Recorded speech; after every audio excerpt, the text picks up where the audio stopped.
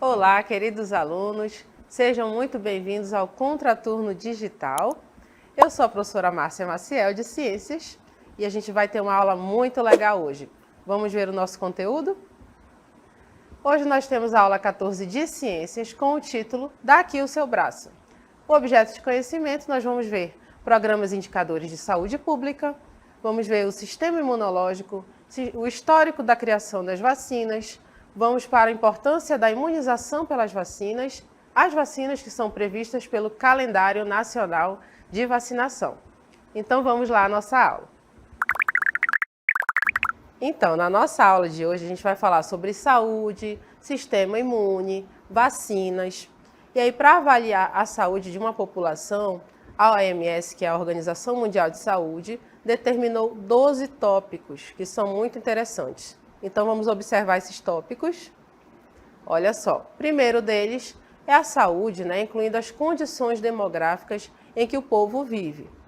Segundo, alimentos e nutrição, quais são os alimentos disponíveis para aquela população. Terceiro, educação, incluindo a alfabetização até o ensino técnico. Quarto, vamos ver as condições de trabalho que aquela população tem. No quinto, as situações de emprego, de empregabilidade, se tem muitas pessoas desempregadas, em que condições estão vivendo. Nos próximos tópicos a gente vai observar, olha só, o consumo e a economia geral do povo, o transporte que é mais utilizado, se é o transporte coletivo, se é o transporte individual, a moradia, incluindo o saneamento básico e as instalações domésticas daquele povo, o vestuário, a recreação, a segurança social, se as pessoas têm a liberdade de ir e vir, e a liberdade humana de cada um. Então, esses tópicos são avaliados para ver se a população ela tem boas condições de vida, se elas são saudáveis e se elas conseguem aí ter a sua vida normal. E falando em saúde, olha só onde é que eu estou, num hospital público. A OMS também vai verificar o acesso da população à saúde pública e ao atendimento médico. Os indicadores de saúde vão procurar descrever e monitorar a situação da saúde dessa população. E além da saúde física, ela também vai verificar o bem-estar emocional, espiritual, mental e social da população. O sistema imunológico do corpo humano, ou também chamado de sistema imune, funciona como uma barreira que vai proteger o nosso corpo de agentes infecciosos, que são os fungos, bactérias, vírus. E aí a gente tem várias células e órgãos especializados nessa proteção. E aí a gente tem uma resposta que vai ser gerada e vai gerar uma memória no nosso corpo e nos proteger contra futuras doenças. A resposta imune do nosso corpo vai funcionar com o sistema imunológico, ou também sistema imune, pode ser chamado assim. E aí existem dois tipos de respostas imunes no nosso corpo. A inata ou natural, que já nasce com a gente, e a adaptativa ou específica, que a gente vai adquirir ao longo da nossa vida. E a gente pode observar que o sistema imune, com a imunidade inata, a gente tem a primeira linha de defesa do nosso corpo, e aí vai funcionar com as nossas barreiras físicas, químicas e biológicas, que a gente pode observar aqui na nossa tabela, olha só. A gente observa aí as principais partes do nosso corpo que funcionam como barreira. A primeira delas é a pele, que é a principal barreira que o corpo tem contra agentes patogênicos. Os cílios, que vão ajudar a proteger os olhos até contra pequenos insetos. A lágrima, que vai ajudar a lubrificar os nossos olhos e a proteger também contra agentes patogênicos. O muco, que vai ser produzido aqui no nosso sistema respiratório e também vai nos proteger contra possíveis agentes patogênicos. Nós temos ainda as plaquetas que estão aí circulando no nosso sangue e atuam na coagulação sanguínea. Possuímos também a saliva, que atua no sistema digestório, mas também é a primeira defesa aqui da nossa boca.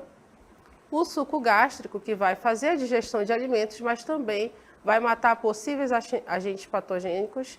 E o suor, que possui ácidos graxos que vão ajudar a impedir a entrada de fungos na nossa pele. A imunidade específica ou adaptativa é a defesa adquirida ao longo da nossa vida, tais como anticorpos e vacinas. E aí a gente vai ter a imunidade adquirida como imunidade humoral ou pode ser ainda a imunidade celular.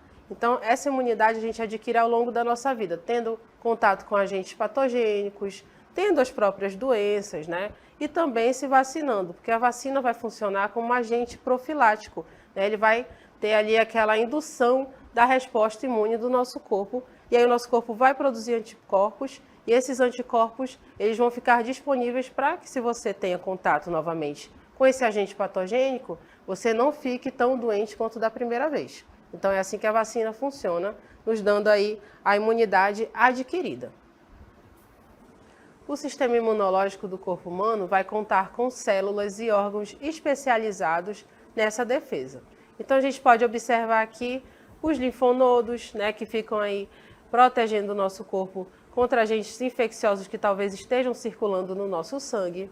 Temos o apêndice, que fica localizado no intestino grosso e vai guardar bactérias que vão ajudar na linha de defesa também.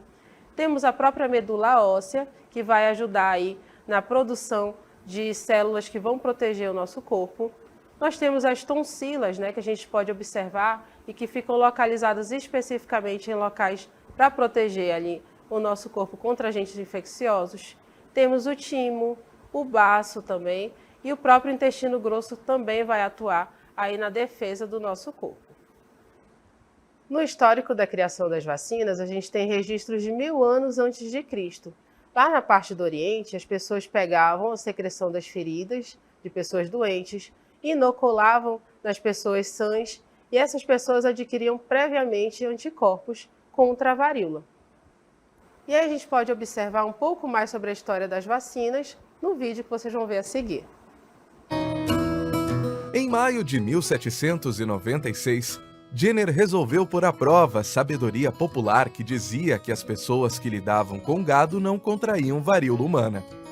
Ao observar que as mulheres responsáveis pela ordenha, quando expostas ao vírus bovino, tinham uma versão mais suave da doença, ele conduziu sua primeira experiência com James Phipps. Um menino de 8 anos, o médico inoculou na criança pus extraído das bolhas das mãos de Sarah Nelms, uma leiteira que havia adquirido a varíola bovina através do contato com o gado. O menino teve um pouco de febre e algumas lesões, mas não desenvolveu a infecção da varíola completa, tendo uma recuperação rápida. A partir daí, Jenner pegou o líquido da ferida de outro paciente com varíola humana e novamente expôs o garoto ao material. Semanas depois, James Phipps não havia desenvolvido a doença.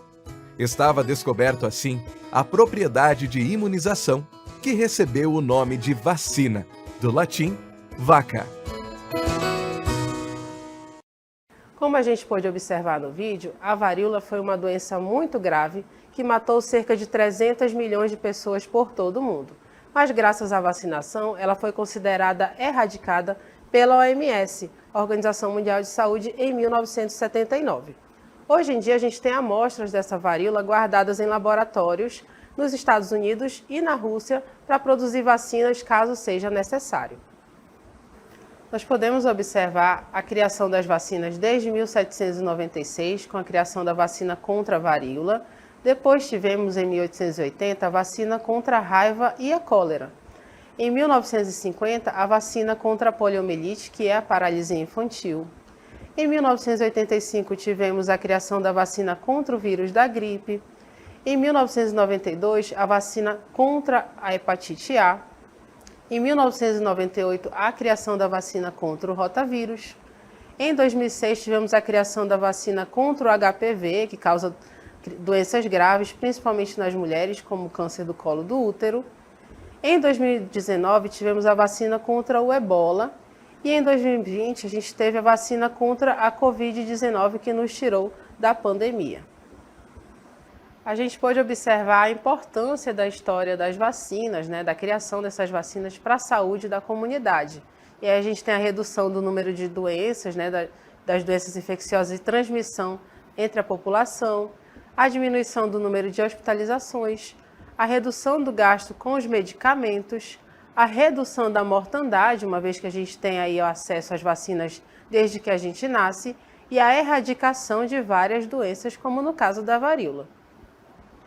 No calendário nacional de vacinação, a gente tem essas vacinas que a gente pode observar, né? A BCG, que tomamos logo ao nascer, as vacinas contra a hepatite, as vacinas contra a febre amarela, as vacinas contra a influenza e vários outros vírus e bactérias. Então, tenha sempre o seu cartão de vacinas atualizado. Então, a gente pôde observar a importância das vacinas para a saúde individual e para a saúde coletiva da população também. E eu vou chamar para vocês agora o nosso amigo Zé Gotinha, que tem um recado muito especial. Vacine-se! Muito obrigada, Zé Gotinha. E agora a gente vai para o nosso Aplicando.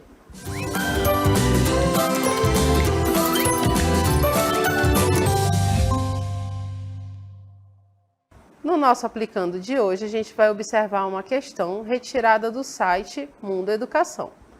Nosso organismo ao nascer já apresenta formas de garantir a proteção do corpo, barreiras biológicas, químicas e físicas, e células especializadas atuam a favor da nossa imunidade. Esse tipo de imunidade é conhecida como letra A, imunidade adaptativa, letra B, imunidade artificial, letra C, imunidade inata ou letra D, imunidade adquirida. Então, a resposta correta para essa nossa questão é a imunidade inata. E por que não pode ser a letra A e nem a letra D? A imunidade adaptativa ou ainda adquirida, que é a mesma coisa, a gente vai tendo ao longo da nossa vida, quando a gente vai sendo exposto a agentes patogênicos ou ainda quando a gente vai tomando as vacinas, né?